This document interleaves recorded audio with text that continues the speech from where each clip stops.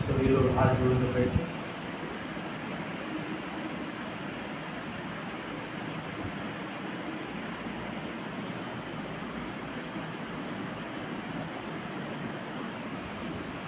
सारा ध्यान अपने सांस के ऊपर में लगाएं। सांस आ रही है, जा रही है। हाथ जोड़ के बैठे।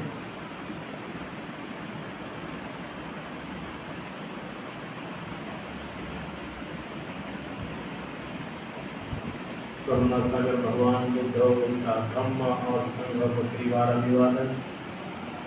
अपने माता पिता, दादा दादी, नाना नानी, उनको हम याद करेंगे। माफी ध्यान करेंगे। माफी ध्यान के बाद धम्मोदेशना होगी। कार्यक्रम की शुरुआत माफी ध्यान से करेंगे। तमाम सभी लोग अपनी कमर सीधी रखें, सीधे बैठे शांति के साथ।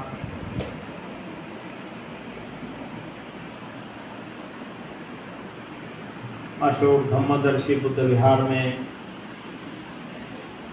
प्रेमनगर मेमको अहमदाबाद इस स्थान में सभी उपस्थित उपासक उपासिकाएं, बालक बालिकाएं,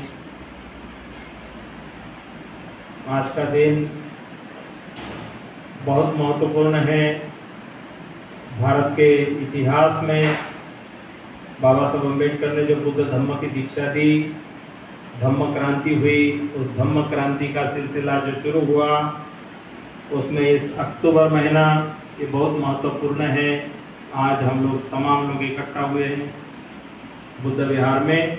हम अपने माता पिता को याद करें, अपने हाथों को ऐसे जोड़ के रखें और अपने माँ का चेहरा याद करें। अपनी माँ का चेहरा याद करें। माँ के चेहरे को याद करके अपने माँ के प्रति कृतज्ञता का भाव व्यक्त करते हुए, माँ ना होती तो हम इस जमीन पर, इस धरती पर दिखाई नहीं देते। ये सब वजह माँ की वजह से है। इसलिए माँ को याद करें, माँ का चेहरा याद करें और माँ से कहें कि मेरे द्वारा काया से, वाचा से, मन से मैंने आपका कोई नुकसान किया हो, अपमान किया हो, आपको सताया हो, आपको दुख पहुंचाया हो, हे माँ तुम मुझे माफ करो। एक बार, दो बार, तीन बार अपने माँ से माफी मांगे। मन ही मन माँ को याद करें, हे माँ मैंने काया से, वाचा से, मन से तुम्हें सताया हो, दुख दिया हो, अपमान किया हो या आपसे आपकी देखभाल ठीक से नहीं की हो, आप हमें माफ करें। मन ही मन माफी मांगे और हाथ जोड़ो। हाथ ऐसे छाती के पास ऊपर रखो, हाथ जोड़ के, और मन ही मन अपनी माँ को याद करके और माफी मांगना है। माँ चाहे जिंदा हो या माँ इस दुनिया में ना हो, लेकिन उसको मन ही मन याद करके, उसका चेहरा याद करके और उसको सामने रखते हुए मन में माफी मांगनी है। और आप कहना है, माँ मैं भी आपको माफ करता हूँ। अगर आपने मुझे मारा हो, पीटा हो, कुछ भी किया हो, जाने में अनजाने में, मैं भी आपको माफ करता हूँ, मैं भी आपको माफ करती हूँ। इस तरह से मन ही मन दोहराएं। अब अपने पिता को याद करें। पिता को याद करें, काया से, वाचा से, मन से। हे पिताजी मैंने तुम्हें सताया हो, परेशान किया हो, आपको दुख दिया हो, आप मुझे माफ करें, आप मुझे माफ करें, आप मुझे माफ करें। मैं भी आपको माफ करता हूँ, मैं भी आपको माफ करती हूँ। इस तरह से मन ही मन दोहराएं अपने पिता के प्रति। मन में जो भी मैल जमा किया हो या अच्छा बुरा, तो उसको याद करें और माफी मांगे और उन्हें भी माफ करें। अब अपने दादा दादी, दादा दादी माने पिताजी के पिताजी, पिताजी की माताजी, उनको भी याद करें, उनसे भी माफी मांगे। माँ की माँ, माँ के पिताजी, उनको भी माफी मांगे, उनको भी माफ करें। यादें धीरे धीरे उनको याद करते हुए काया वाचा मन से उनको याद करें, उनको माफ करें, उनसे भी माफी मांगे कि आप भी हमें माफ करो, हम भी आपको माफ करते हैं। अब अपने भाई है, बहन है, घर परिवार में लोग हैं, उनको जो जिंदा है, नहीं है, गुजर गए हैं, उनसे अनबन हुई है, उनको भी याद करें और उनसे मने मन माफी मांगे और हम आपको माफ करते हैं, आप भी हमें माफ करो। इस तरह से मन में दोहराएं, अपने घर के छोटे बड़े सभी लोगों को याद करें।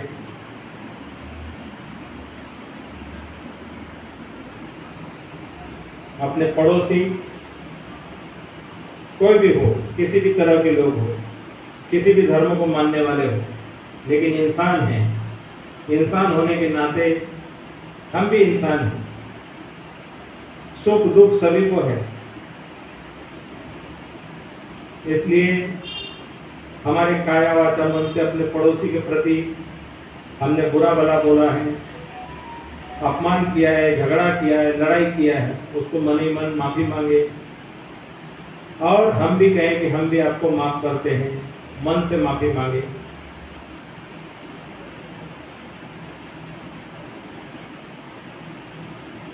अपना कोई दोस्त है, मित्र है, मैत्रीण है, जिससे आपको बहुत लगाव है या जिससे आपको बहुत नहीं बनती है, पहले कभी बनती थी अब नहीं बनती है, उसको भी याद करें, उसको भी माफ करें, उससे भी मन ही मन माफी मांगे।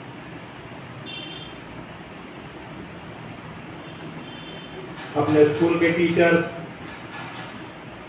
लेडीज हो जेंट्स हो, जिन्होंने भी पढ़ाया है, सिखाया है, उनने कभी हमें मारा पीटा हो या हमने उनको गाली गलौज किया हो, उनको भी याद करें और उनसे भी माफी मांगे और हम भी आपको माफ करते हैं। इस तरह से माफी के बारे में मन ही मन माफी मांगे। अपने घर, पड़ोसी, दोस्त, मित्र, सगे संबंधी, जहां तक आपका मन जा सकता है वहां तक के जिनको जिनको याद कर सकते हैं उनको याद करें, माफी मांगे।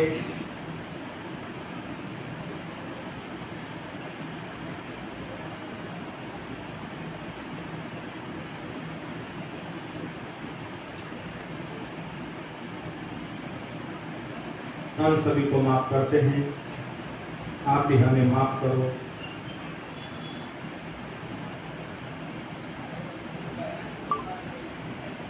जिससे झगड़ा लड़ाई चल रहा है, जिसको आप पसंद नहीं करते हैं, उसको भी याद करो।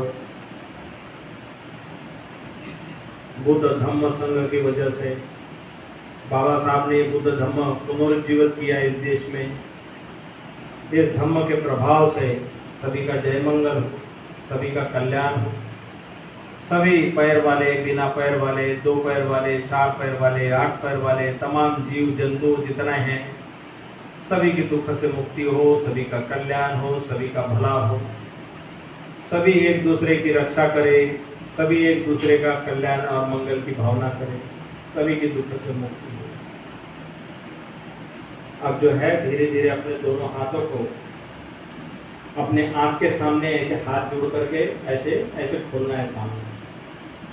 हाथों में देखिए, सभी लोग अपने हाथों में देखिए। देखिए हाथों में क्या दिखता है, लकीरें लकीरें दिखती हैं सारे जो है अपने हाथों में देख के बोलना है, मेरा कर्म मेरे हाथ, मेरा जीवन मेरे हाथ, मेरा सुख मेरे हाथ। मेरी शांति मेरी शांति मेरे हाथ। मेरे हाथ। हाथों में देखना है, ऐसे आंखें खुले रख के ऐसे देखना है। थोड़े हाथों का ऐसे सामने रख के नमस्कार करते इतना होता है। मेरा कर्म मेरा कर्म मेरे हाथ। मेरे हाथ। मेरा जीवन मेरा जीवन मेरे हाथ। मेरे हाथ। मेरा सुख मेरा सुख मेरे हाथ। मेरे हाथ। मेरी शांति मेरी शांति मेरे हाथ। मेरे हाथ। मेरा स्वास्थ्य मेरा स्वास्थ्य मेरे हाथ। मेरे हाथ। मेरी अच्छाई मेरी अच्छाई मेरे हाथ। सभी का मंगल हो। हाथ जोड़ के सभी का मंगल हो। सभी का मंगल हो। सभी का कल्याण हो। सभी का कल्याण। भवतु सर्वमंगलम्। भवतु सर्वमंगलम्। भवतु सर्वमंगलम्। भवतु सर्वमंगलम्। भवतु सर्वमंगलम्। भवतु सर्वमंगलम्। अभी झुककर ऐसे थोड़ा सा अपने माता पिता को याद करते हुए नमस्कार करें और नीचे झुक के ये भूमाता जो जमीन है उस धरती माता को भी नमस्कार। शांति के साथ बैठे, पालथी मार के बैठे। श्वास आ रहा है, श्वास जा रहा है, श्वास के ऊपर ध्यान दें। श्वास आ रहा है, श्वास जा रहा है, श्वास के ऊपर ध्यान दें। हल्ला गुल्ला नहीं करना है, जिसको जाना है वो चुपके से उठ के चले जाओ। हाँ, शांति के साथ। अभी आप लोगों ने अनुभव किया होगा, जब हम याद करते हैं अपने माता पिता को, अच्छा लगता है। दुश्मन को याद करेंगे बोलेंगे तो मन में बहुत बेचैनी होती है। जिससे झगड़ा लड़ाई हुआ है उसको याद करके और उसको माफी करना बोलेंगे तो नहीं, कभी माफ नहीं करेंगे, क्योंकि मन में आता है कभी माफ नहीं करेंगे, मैं बहुत परेशानी। तो हम मन से ही गांठें बांधते हैं, मन से गांठें बांधते हैं। मन से हम बुराई इकट्ठा करते हैं, तो कैसे खोलोगे? मन से ही खोलना पड़ेगा, दूसरा रास्ता नहीं। तो इसलिए मन से हमने किसी के बारे में बुरा बुरा बोला है, बिस्तर में भी ऐसे करते रहेंगे तो आपको सुबह बिस्तर में उठने के बाद थोड़ी देर सभी को माफी मांगने वाला काम करना है। और तुम भी भाई मेरे को माफ करो, मेरा पीछा छोड़ो। तो मेरा पीछा छोड़ो बोलेंगे तो क्या होगा? मन से पीछा धीरे धीरे हो जाएगा। नहीं तो वो मेरे को ऐसे बोलता है, वो मेरे को ऐसे सोचता है, तो क्या होगा? गांठ बंधी रहेगी। गांठ बांधी है हमने, और वो गांठ जो है आपको कैसे रोगग्रस्त करती है, मैंने कभी आपको बताया होगा। कर्म कैसे आपको फल देते हैं, कर्म कैसे दंड देते हैं, उसको हम समझें। जो विपश्यना ध्यान जानता है, जो आनापान सति का ध्यान जानता है, वो जानता है कि काया से हम कैसे कर्म करते हैं, मन से हम कैसे कर्म करते हैं, वाणी से कैसे कर्म करते हैं। 3 कर्म करते हैं, वाणी से, काया से और मन से। सबसे प्रधान क्या है? सबसे प्रधान क्या है? मन है, क्योंकि मन में ही अच्छा बुरा है चलते रहता है। और मन में का जो है जब बाहर आता है तो कहीं पे आता है? काया में आता है, शरीर पे आता है। तो जब गुस्सा आता है तो शरीर जो है ऐसे ऐसे हो जाता है, और ज्यादा हो गया तो फिर पूरा निकल जाता है, हाथ में डंडा मिले कुछ मिले, मार पीट झगड़ा हो जाता है। तो शुरू कहाँ होता है? मन में होता है। मन से निकलता है, शरीर पे आता है, और शरीर का फिर बाद में आगे निकलता है। अगर हमें अपने मन को देखना आ गया, अपने मन के गति को देखना आ गया, तो ये मन में जो उतार चढ़ाव सारे कुछ आते हैं, तो क्या है? श्वास में भी जब लालच आता है, गुस्सा आता है, तो क्या होता है? श्वास बदल जाता है, श्वास। और गुस्से में क्या होता है? नाक भी फड़फड़ फड़फड़ होती है गुस्से में, पूरा शरीर में गर्मी पैदा हो जाती है, और पूरा क्या होता है? शरीर पे कंट्रोल नहीं रहता है।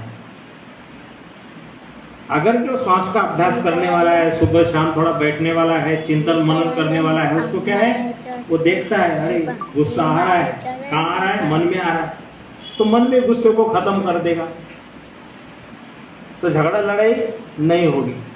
मन भी खत्म कर दिया, अंदर के अंदर ही, बाहर आने ही नहीं दिया, तो ये तथागत बुद्ध का जो धम्म है वो प्रकृति का धम्म, प्रकृति कुदरत कानून। इस कुदरत कानून जो है ये निसर्ग का नियम है। ये निसर्ग के नियम को कैसे जानोगे? शांति के साथ बैठ करके, श्वास के माध्यम से। श्वास आ रही है, जा रही है। पेड़ पौधे की श्वास लेते हैं, छोड़ते हैं, लेते हैं, छोड़ते हैं। हम लोग श्वास लेते हैं, छोड़ते हैं। पेड़ पौधे श्वास लेते हैं, छोड़ते हैं। इन निसर्ग में जो चक्र चल रहा है, तो ये पेड़ पौधे क्या करते हैं? ऑक्सीजन छोड़ते हैं, ऑक्सीजन प्राणवायु छोड़ते हैं, और क्या लेते हैं? हमारे द्वारा जो खेती में खराब हवा है वो क्या करते हैं? खींच लेते हैं, और शुद्ध हवा आपको देते हैं। तो इसलिए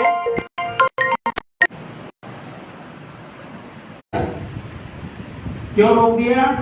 केवल दिल्ली में आएगा, धरना प्रदर्शन करेगा, सरकार को सारी दुनिया के लोग पूछेंगे कि ये काय के लिए धरना दे रहा है?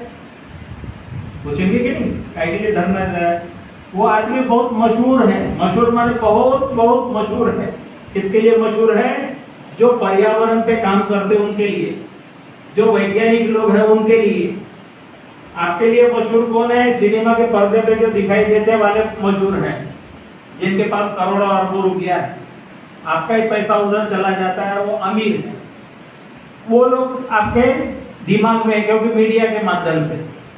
लेकिन जो विद्वान लोग हैं, समझदार लोग हैं, ऐतिहासिक भौगोलिक जानकारी रखने वाले हैं, बड़े प्रोफेसर हैं, डॉक्टर हैं, इंजीनियर्स हैं, जो कुदरत को, नेचर पे काम करते हैं, जो स्पेस में काम करते हैं, तो वो लोगों के बारे में ज्यादा लोगों में उतनी जानकारी साधारण लोगों में नहीं होती। तो सोनम वांगचुक क्यों धरना दे रहा था, क्यों आया हुआ है, क्यों ये कर रहा है?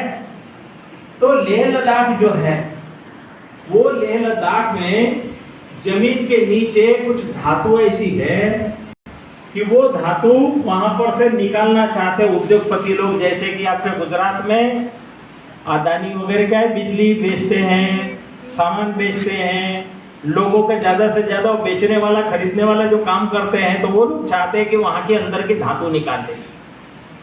तो साइंटिस्ट लोगों का कहना है कि यहाँ की धातु निकालोगे तो पूरे ये दुनिया में तबाही आ जाएगी। क्यों तबाही आएगी?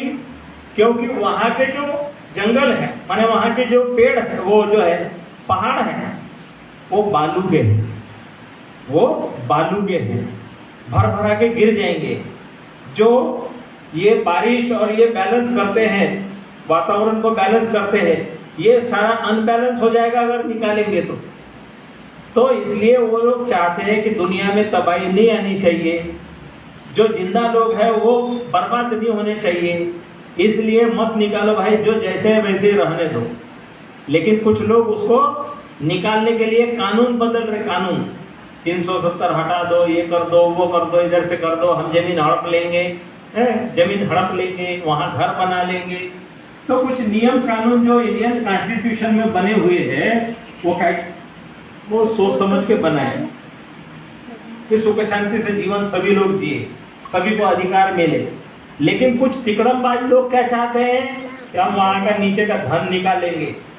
अभी छत्तीसगढ़ में जो जंगलों में रहने वाले आदिवासी लोग हैं, उन आदिवासियों के लिए स्कूल वगैरह नहीं बनाते, उनको जंगली जैसे ही रखते हैं, लेकिन वो जंगल के मालिक हैं। संविधान में उनके लिए 6वीं सूची 7वीं सूची बनी हुई है कि तुम जंगल के मालिक हो। वो मालिक है पहले से जंगल के, लेकिन उनके अधिकार नहीं दे रहे। क्या कर रहे हैं? उन जंगलों में जो नीचे खजाना है, वो खजाना निकालने के लिए क्या कर रहे हैं? पुलिस फोर्स, मिलिट्री लगा दी, और वो उनके जमीन से कुछ निकालेंगे, वो नहीं निकालने देंगे, इसलिए उनको मार रहे हैं। आतंकवादी है, नक्सलवादी है, ऐसे बोलकर उनको मार के खत्म कर रहे हैं। तो पुलिस में भर्ती उन्हीं लोगों को करेंगे, उन्हीं से उनके लोगों को मरवाएंगे। तो इसलिए संघर्ष छत्तीसगढ़ में भी चल रहा है।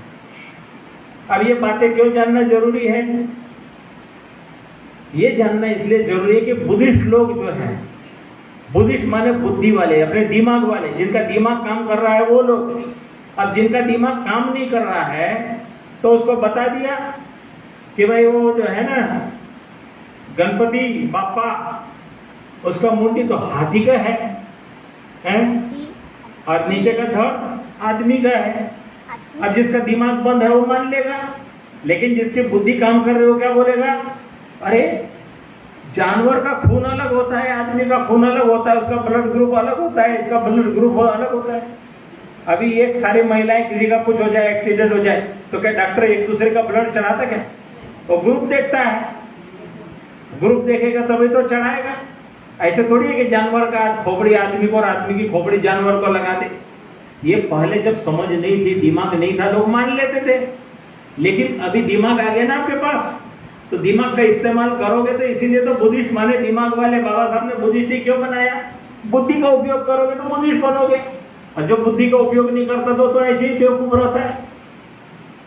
तो बाबा साहब ने बोला दिमाग का उपयोग करो, तुम्हारे पास ये दिमाग है, इसका उपयोग करो, इस्तेमाल करो, तुमको कोई नहीं हरा सकता।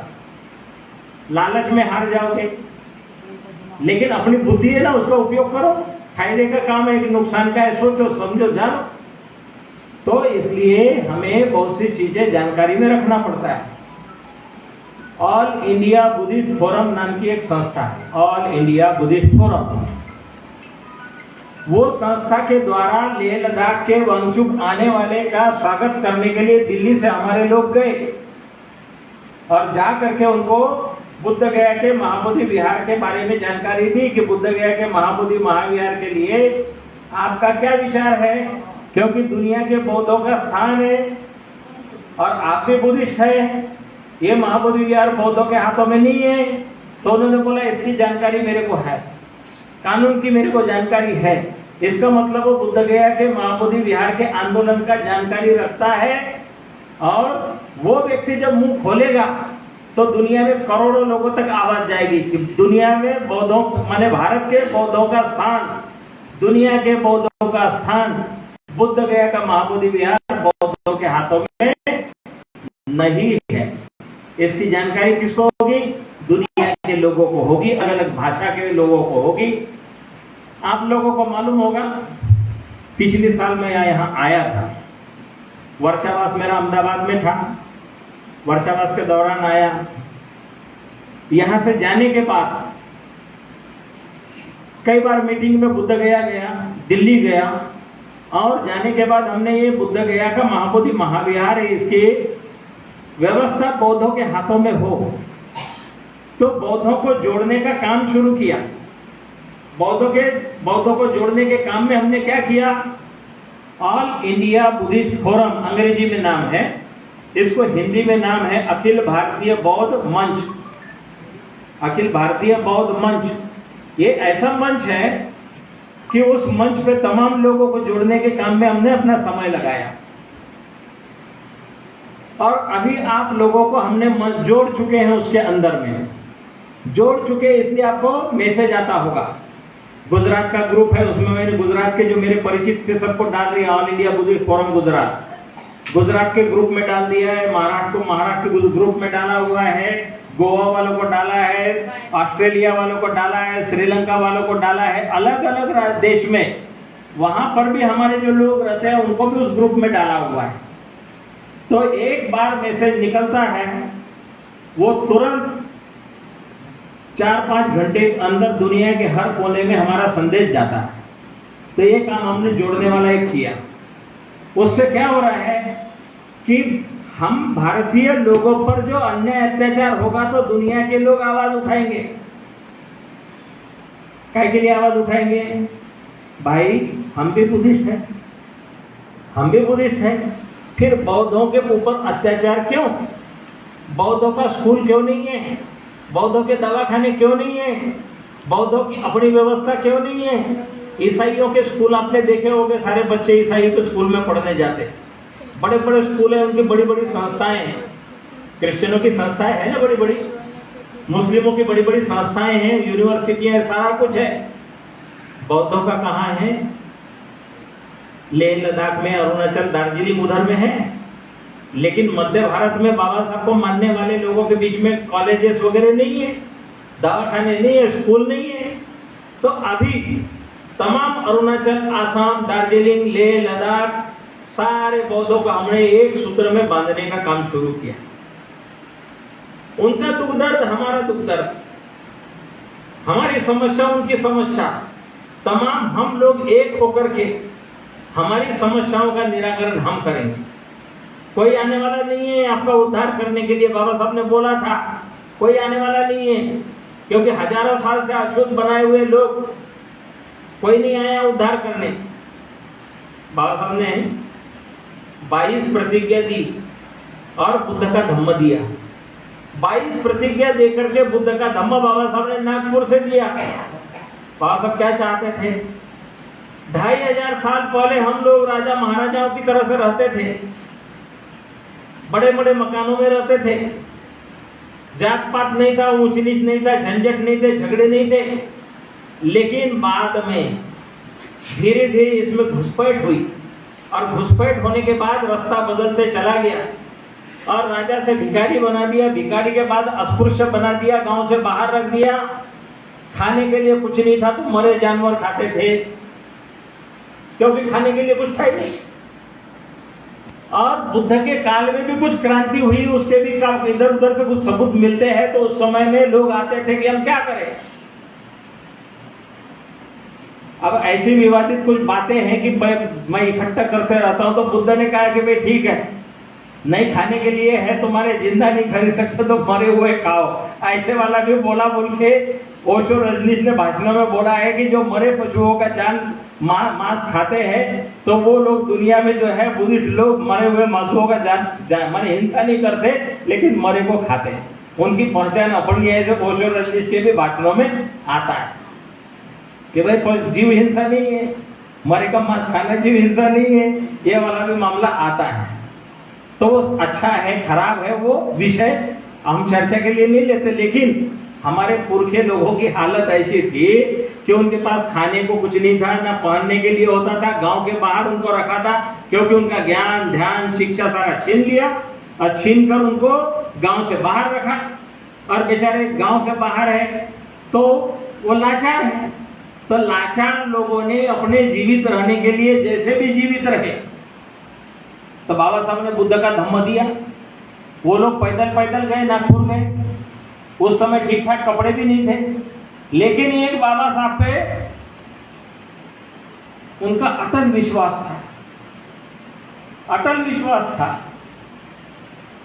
कि हमारा उद्धार बाबा साहब करेंगे। बाबा साहब बोले कि कुएं में कूदो, तो सारे लोग कुएं में कूदने को तैयार थे।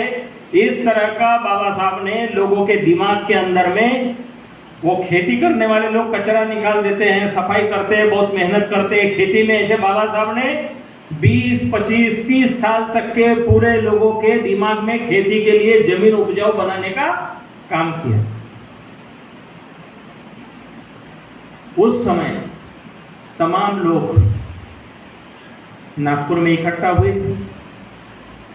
14 तारीख को भी दीक्षा हुई है, 15 तारीख को भी दीक्षा हुई है। 14 अक्टूबर केवल एक दिन की बात नहीं है, बाबा साहब का भाषण 15 अक्टूबर का भी है। लेकिन हम लोग सच्चाई से भटके हुए लोग लिखा हुआ उसी को मानते हैं, लेकिन लिखने वालों ने सही नहीं रिपोर्टिंग की है। इसलिए क्या करना पड़ता है? खोज करना पड़ता है, रिसर्च करना पड़ता है, उस समय के अखबार में क्या लिखा हुआ है। और भी बहुत बड़ी बड़ी बदमाशियां हुई है, और नेता लोग जो राजनीतिक लोग हैं उन बदमाशियों को हवा पानी दे करके गुमराह करने का काम करते हैं, गुमराह करने का काम करते हैं। बाबा साहब ने 14 अक्टूबर का दिन चुना था और उस दिन दीक्षा ली। फिर दूसरे साल में 14 अक्टूबर का वार्षिक समारोह मनाना चाहिए था कि 14 अक्टूबर दूसरे साल मनाएंगे। क्या हुआ? 14 अक्टूबर को नहीं मनाए, दशहरे के दिन मनाए। फिर क्या हुआ? नेता लोग देख रहे थे चुनाव और ये होगा, गर्दी ज्यादा आएगी, छुट्टी का दिन वो देखते थे। बाबा साहब देख रहे थे संडे तो है, संडे धर्मांतरण का दिन, तो संडे में लोग आएंगे, तो संडे देख करके वो तैयारी करके सारा कार्यक्रम किया। लेकिन दूसरे साल क्या हुआ? दीक्षा लेने के बाबा साहब तो जा चुके थे। शेड्यूल कास्ट फेडरेशन के जो लोग थे वो दीक्षा करने के बारे में नाराज थे। बाबा साहब से बोलते थे अगले साल नहीं कर सकते क्या दीक्षा? अभी जरूरत है क्या? अभी तो चुनाव आने वाले हैं। बाबा साहब बोलते थे चुनाव उनाव से मेरे को कोई लेना देना नहीं रे भाई, मेरे पास जीवन में बहुत कम समय बचा है, मुझे धम्म प्यारा है, मैं धम्म प्यारा है, ये चुनाव उनाव जो है मेरा बचा जीवन में बुद्ध धम्म के लिए दान दूंगा। तो क्या हुआ, बाबा साहब ने धर्मांतरण जो किया 14 अक्टूबर के दिन किया, 15 अक्टूबर को भाषण घोषणा दी, सारा कुछ किया। तो 14 और 15 तारीख को उसके दूसरे साल मनाना चाहिए था, लेकिन बाबा साहब के गुजर जाने के बाद क्या हुआ, जो लोग विरोध कर रहे थे बाबा साहब के धर्मांतरण को, वही लोगों ने क्या किया, दशहरे के दिन ये भीड़ इकट्ठा करने के नाम पे लोगों को गुमराह किया और दशहरे में कन्वर्ट कर दिया। दशहरे में तो दशहरे की स्टोरी में क्या है, दुर्गा माता, शक्ति, राम की यात्रा, अमुक यात्रा खिचड़ी में डाल दिया। सोचो समझो, किसी भी बच्चे का जन्मदिन मनाते तो उसी दिन अगले साल में मनाते हैं कि उसके तिथि मुहूर्त देख के मनाते हैं? बताओ उसी दिन मनाते हैं। तो बाबा साहब ने धर्मांतरण किया, उसका धर्मांतरण दूसरे साल में उसी तारीख को मनाना चाहिए, लेकिन 14 और 15 को मनाना चाहिए था, हर साल 14-15 को मनाना चाहिए था। लेकिन क्या हुआ, दीक्षा भूमि पर जो लोग बैठे हुए हैं, जो लोग नेता थे, हरिजन थे, कांग्रेसी थे, उन लोगों ने क्या किया, लोगों को गुमराह करने के लिए दीक्षा भूमि पर दशहरे के दिन कार्यक्रम बना। तो दशहरा किसके हिसाब से आता, ब्राह्मणों के कैलेंडर के हिसाब से आता है। पक्की बात है झूठी बात है, बताओ, दशहरा कौन से दिन आता है, ब्राह्मणों के कैलेंडर से आता है कि नहीं? तो बाबा साहब ने जो रास्ता दिया था, वो रास्ते से भटकाने के लिए क्या क्या हुआ, सोचो। बाबा साहब के रास्ते से भटकाने के लिए क्या क्या हुआ, क्योंकि वहां दीक्षा भूमि पर कौन आते हैं, सरकार के मंत्री आते हैं। वो लोग क्या करते हैं, भीड़ देखते हैं, भीड़ देख के मुंडिया देखते हैं, इतनी मुंडिया वाले जमा हो गए, इतना मॉब आता है, चलो इनको हम जो है इतना पैसा दे देते हैं। तो मुंडिया खरीदते हैं और पैसा दे देते हैं। तो गुलाम बनाने की व्यवस्था उसी समय से वहां से दीक्षा भूमि से शुरू हो गई। परिवर्तन की मूवमेंट बाबा साहब ने खड़ी की थी। बाबा साहब ने क्या की थी, 1935 में बाबा साहब ने बोला था येवला में, क्या बोला था, हिंदू के रूप में मैं पैदा हुआ, अछूत के रूप में, लेकिन मैं अछूत के रूप में नहीं मरूंगा। बाबा साहब ने वो प्रतिज्ञा किसके लिए की थी, समाज को सामने रखते हुए की थी, अकेले के लिए नहीं की थी। समाज के लिए बाबा साहब का जीवन था, समाज को आगे रखते हुए बाबा साहब ने प्रतिज्ञा की समाज के कल्याण के लिए। बाबा साहब ने अपने व्यक्तिगत कुछ नहीं देखा, जिंदगी भर जो कुछ भोगा वो समाज के लिए भोगा, गालियां भोगी, जो कुछ किया वो सारा समाज के लिए किया। तो समाज को सामने रखते हुए बाबा साहब ने प्रतिज्ञा की थी कि मैं हिंदू पैदा हो गया, अछूत के रूप में, ये मेरे हाथ में नहीं था, लेकिन मैं हिंदू अछूत के रूप में मरूंगा नहीं। उसको बाबा साहब ने सफल करके दिखाया, कहां पर, नागपुर में। 14 अक्टूबर और 15 अक्टूबर 2 दिन का कार्यक्रम हुआ है। दोनों दिन के आंकड़े अलग अलग आए हैं, 3,20,000 एक दिन आए हैं और दूसरी बार आए हैं टोटल 6 लाख लोगों की दीक्षा हुई, रजिस्ट्रेशन हुआ। ये सारी जानकारी बीबीसी लंदन में गई हुई है। और ये बाबा साहब का धम्म दीक्षा का कार्यक्रम के समय एल कुलकर्णी नाम का व्यक्ति और भवानी शंकर नियोगी नाम का व्यक्ति, जो वहां का हाईकोर्ट का जज था, जो रिटायर हुआ था, बाबा साहब के कार्यक्रम में आया। आने के बाद धर्मांतरण कार्यक्रम में शामिल रहा और रहने के बाद में क्या बोलता है, वो अंबेडकर की धर्म दीक्षा नहीं थी, वो एक राजनीतिक सभा थी। ये दोनों लोगों ने बदमाशी किया। तो advocate Sakharam Meshram supreme court में गए, केस लड़े और केस लड़के बाबा साहब का धर्मांतरण ही था, वो राजनीतिक सभा नहीं थी, लड़ाई लड़ी। अगर वो नहीं लड़ते तो क्या बोलते, धर्मांतरण तो किया ही नहीं था, धर्मांतरण तो किया ही नहीं था। तो ये बदमाशी को वो लोगों ने कोर्ट में चैलेंज करके लड़ करके लिया है। ये सच्चाई को हर कोई नहीं जानता, ये जानना बहुत जरूरी है। ये मान सम्मान स्वाभिमान की लड़ाई है। बाबा साहब बोलते हैं कि मैं बुद्ध के धम्म की दीक्षा ले रहा हूं, ये मान सम्मान स्वाभिमान के लिए ले रहा हूं। मेरा संघर्ष धन कमाने के लिए नहीं है, ऐश आराम के लिए नहीं है, सुख प्राप्त करने के लिए नहीं है, स्वर्ग में जाने के लिए नहीं है। मेरा संघर्ष है, मैं भी इंसान हूं, मैं भी इंसान हूं, मैं भी सम्मान से जीऊं। ये सम्मान और स्वाभिमान से दिया हुआ बाबा साहब का ये बुद्ध धम्म है। बाबा साहब अपने भाषणों में कामाठीपुरा में, बंबई में वेश्याओं के बारे में मैंने उन्होंने जो देखा था, तो सभा में बोलते हैं बाबा साहब कि जो महिलाएं वेश्या का काम कर रही है, वो सवेरे उठते क्या बोलते हैं, वो सुलेमान पाव लेके आ, चाय लेके आ, बटर लेके आ, उनका कोई सम्मान जीवन नहीं, उनका जीवन बहुत खराब है। लेकिन हमारी माँ बहनें जो है बहुत फटे कपड़े पहनती है, ठेकड़े लगाती है, चटनी खाती है, रोटी खाती है, लेकिन सम्मान का जीवन जीती है। तो हमें सम्मान चाहिए, स्वाभिमान चाहिए, धन वाला और वो गलत जिंदगी नहीं चाहिए। तो ये बाबा साहब का दिया हुआ सम्मान स्वाभिमान वाला जीवन जो है, बुद्ध धम्म की दीक्षा देना, ये सबसे बड़ी क्रांति है इस भारत देश में। बुद्ध धम्म को जीवित करना, खोए हुए बुद्ध धम्म को दोबारा भारत भूमि में लाना और जीवित करना, ये सबसे बड़ा संघर्ष वाला काम बाबा साहब ने अपने जीते जी कर दिया।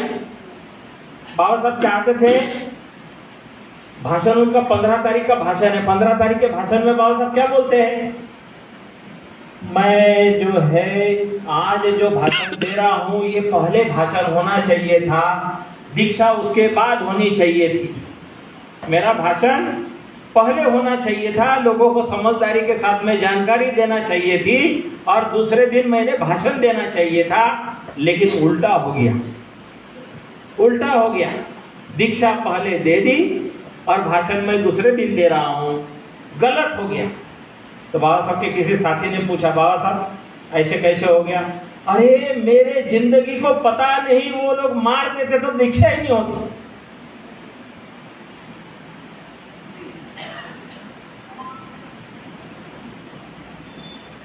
तो बाबा साहब बोलते हैं, अगर मार दिया होता ना तो दीक्षा ही नहीं होती।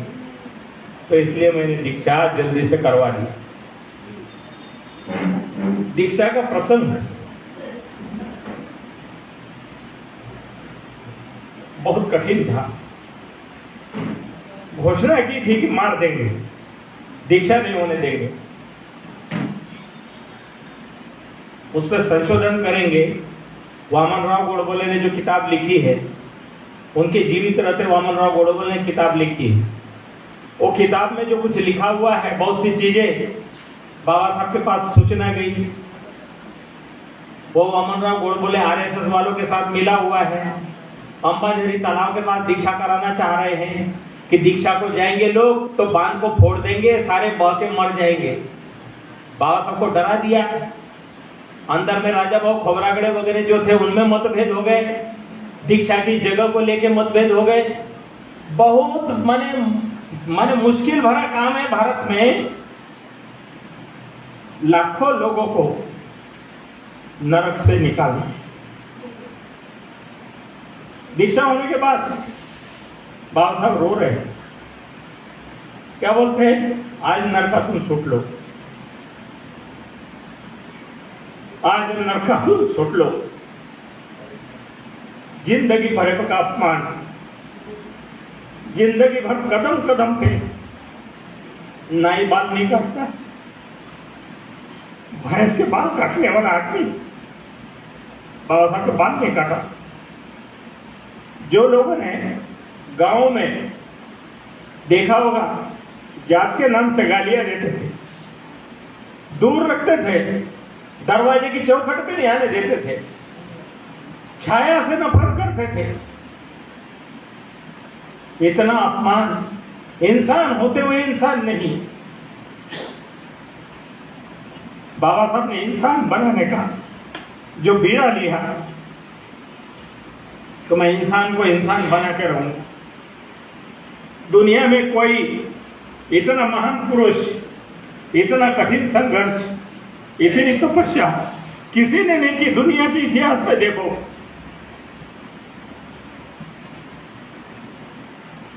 इसलिए आज जो हमारे पास कपड़े हैं, जो कुछ भी है, हमारे बाप दादा की वजह से नहीं है, वो माँ रमाई के त्याग की वजह से है, बाबा साहब के पिताजी रामजी बाबा की वजह से है, बाबा साहब के दादाजी मालोजी राव की वजह से है। 16 युद्ध लड़े थे मालोजी राव ने और उनके तमाम खानदान के लोगों ने। काय के लिए? कि गले में की हंडी चली जाए, पीछे बांधा हुआ झाड़ू चला जाए, अपमान हमारा खत्म हो जाए। इसलिए अंग्रेजों की सहायता की कि ये बाहर के लोग हैं, ये हमारी मदद करेंगे। जो हमारे देश के लोग हैं ये तो हमको छाया से नफरत करते हैं। क्या हमारे पुरखों का इतिहास ऐसे खराब था? अरे हमारे पुरखों का इतिहास है, धन धरती और सारे किले, गढ़ किले, बुद्धलिनियां सारी की सारी गवाह है कि हमारे पुरखों की विरासत है।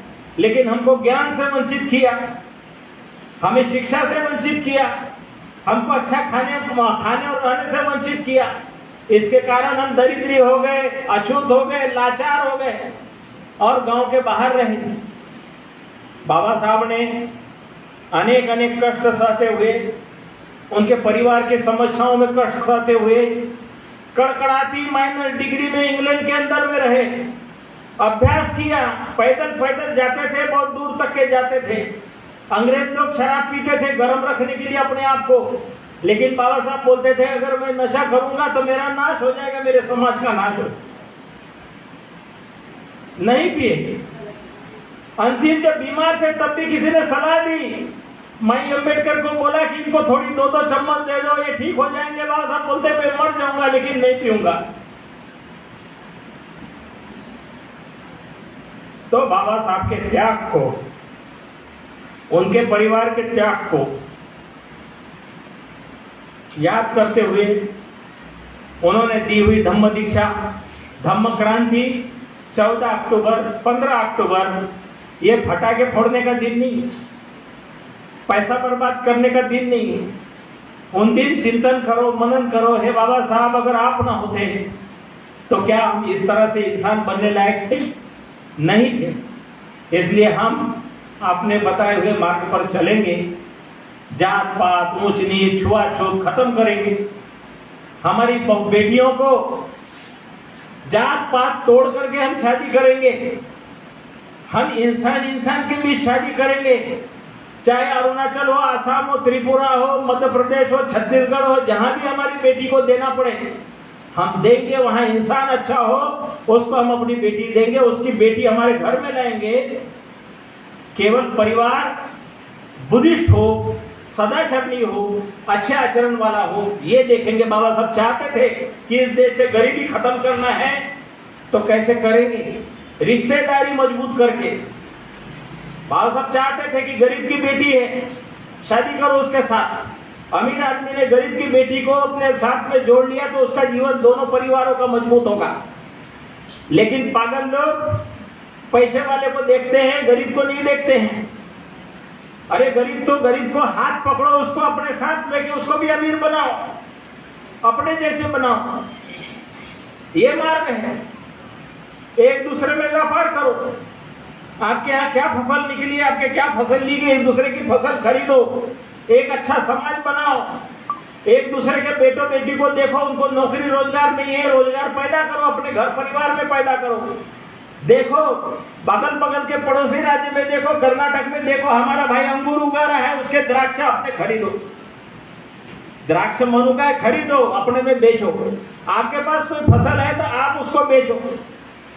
ये जोड़ने का जो काम था, बाबा साहब जोड़ना चाहते थे, तमाम एक दूसरे से जोड़ने का काम था, बहुत सालों तक के नहीं हो पाए।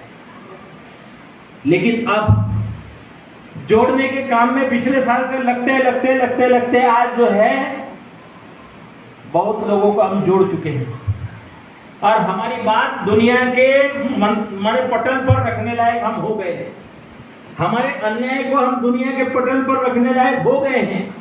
अब जरूरत है थोड़ा सा आप लोगों को भी आगे आने की, एक दूसरे का हाथ बढ़ाने की, एक दूसरे को मदद करने की।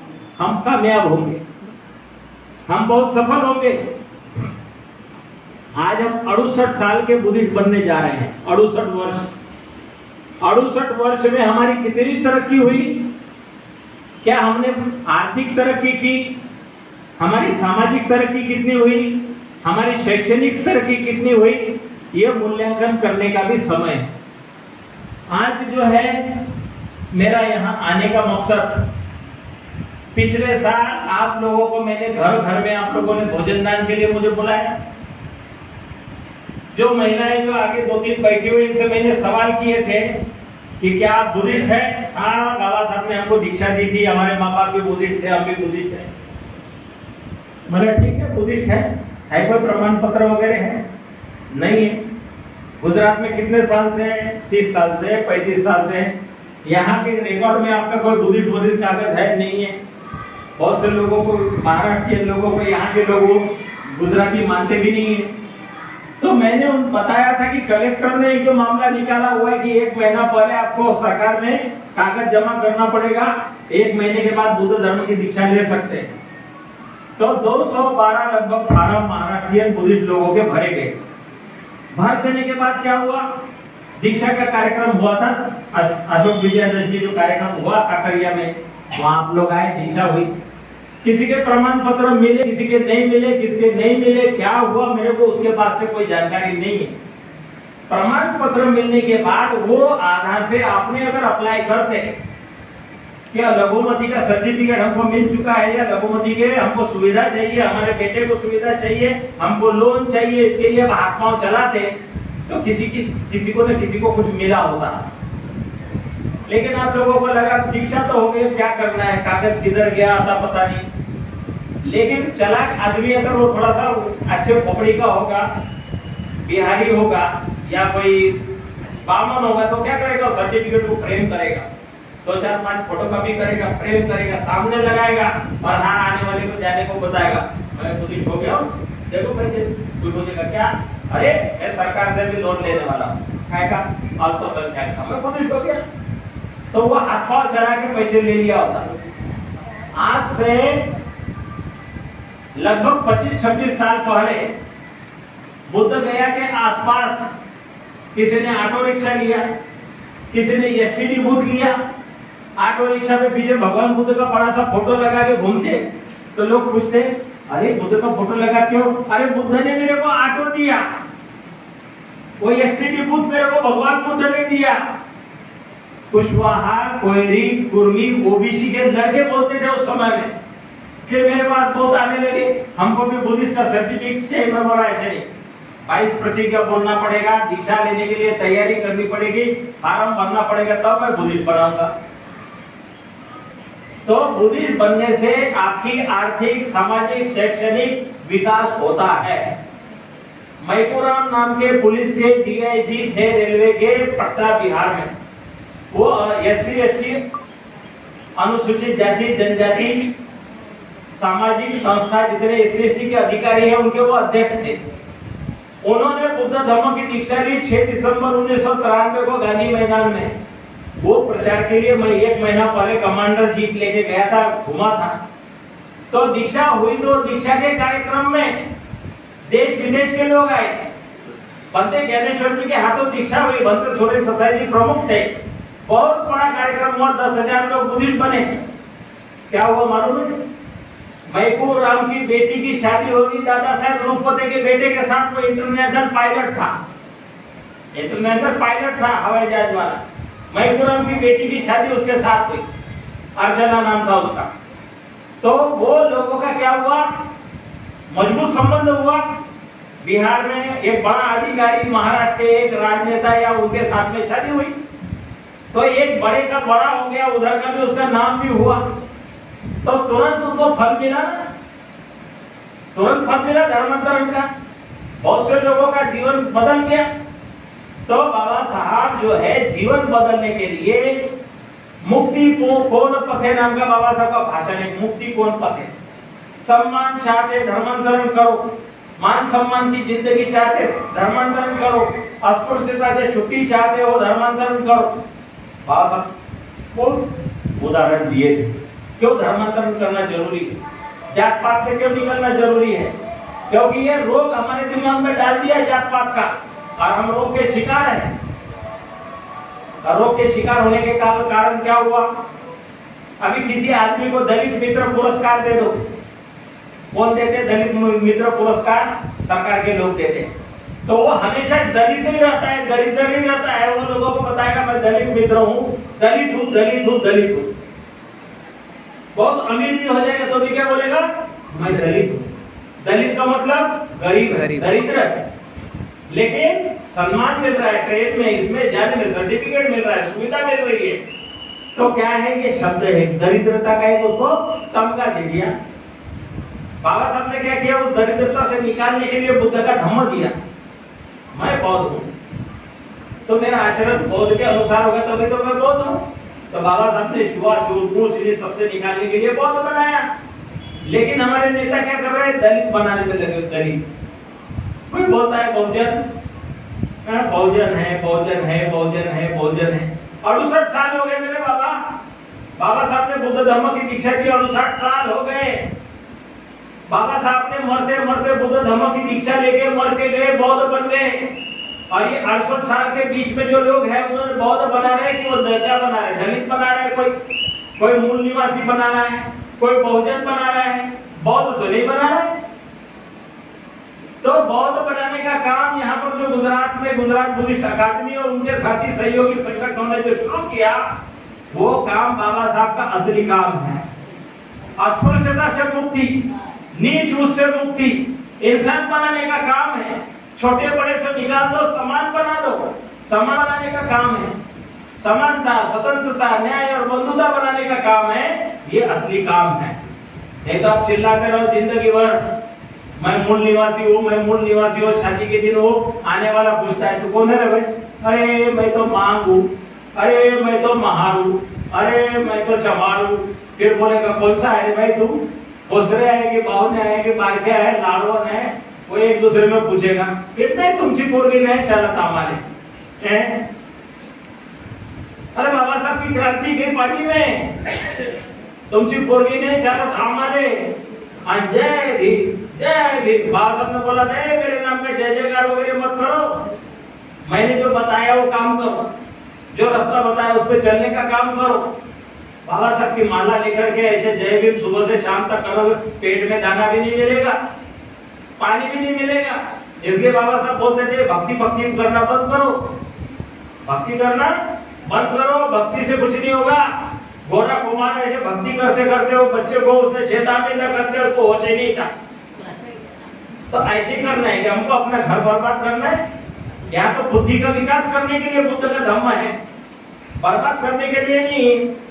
बुद्ध का धम्म जो है दिमाग खोलने के लिए, आंखें खोलने के लिए है, इसके लिए नहीं। अभी जो है आपका पौन घंटा भी चला गया, ऊपर 15 मिनट हो गए, ठीक है। अभी मैं मेन मुद्दा जो है जिसमें मेरा आने का मकसद जो बता रहा हूं, मैं ट्रेन में भी आया होता, 2000 रुपए मेरे को सेकंड थर्ड एसी में 2000 रुपए मेरा टिकट बन रहा था, लेकिन मेरे को 36 घंटे का ट्रेन मिल रहा था। तो 36 घंटे में ट्रेन में पड़ा रहा हूं, उससे अच्छा है कि मैं आप लोगों के बीच में आके चर्चा करूं। 3-4-5 हजार रुपए, अरे मेरा इतना बड़ा समाज है, 3-4-5 हजार लोग तो ऐसे बीड़ी फूक के खत्म कर देते महीने में, हैं? दारू में 10-20 हजार उड़ा देते। तो अगर हर आदमी 100-100 रुपये भी दान देगा तो मेरा तो हवाई जहाज का टिकट ऐसे बन जाएगा।